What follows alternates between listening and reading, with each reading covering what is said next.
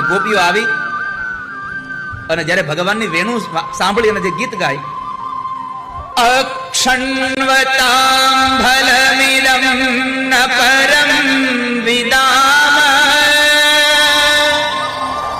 સખ્ય પશુ નનુ વિવેશયતોર્વયસ્ય વક્ત્રમ વ્રજેશ સુતયોરનુભેણુજુષ્ટં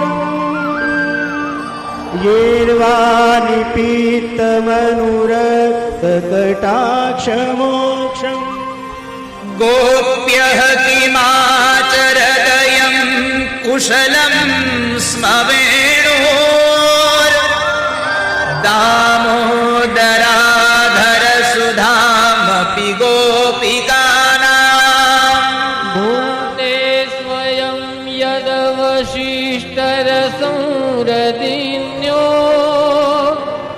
રશ્યત્વચોશ્રુમુમુચુસ્તરવો યથાર્યા. ગોપીઓએ જ્યારે ગીત ગાયું ત્યારે એક ગોપીએ એક ગોપીને પ્રશ્ન કર્યો, બેન, આપણે આપણા કનૈયાના આ પ્રેમને, આ અધરામૃતને આપણે પામવા માટે આટલા વલખા મારીએ છીએ, આ વાસે ક્યાં પુણ્ય કર્યા છે કે આપણા ભગવાનનું અધરામૃત એને મળે છે, પ્રભુનું અધરામૃત મળી જાય. અને ત્યારે જંગલમાં ઉગેલો વાંસ બોલ્યો છે કે ગોપીઓ, આ ભગવાનના હોઠનો તક્યો એમને નથી મળ્યો, તો કહે છે કે આ હોઠનો તક્યો એટલા માટે મળ્યો છે કે અમે જંગલમાં ઉગ્યા ને તો અમારા શરીર પર ટાઢ, તડકો, વરસાદ, ભૂખ, તરસ આ બધું સહન કર્યું ને એટલા માટે અમને ભગવાનના હોઠનું સુખ મળ્યું છે.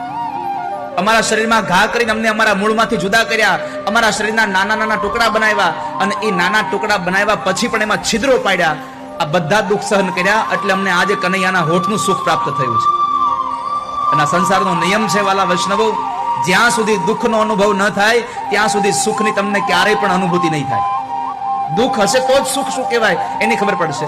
અને પછી વાંસળીએ બે વાત બહુ સરસ કરી છે કે કનૈયો અમને એની પાસે એટલા માટે રાખે છે કે અમે અંદરથી ખાલી છીએ, અમે અંદરથી ભરેલા નથી. ઘણાની અંદર કામ, ક્રોધ, લોભ, મદ, મોહ આ બધું પડ્યું છે.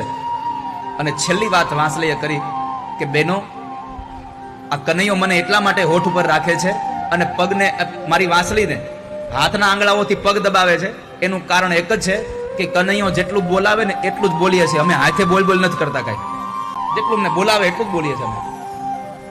અને એ કથા વાંસળીએ ભગવાને વૃંદાવનને પાગલ બનાવ્યું.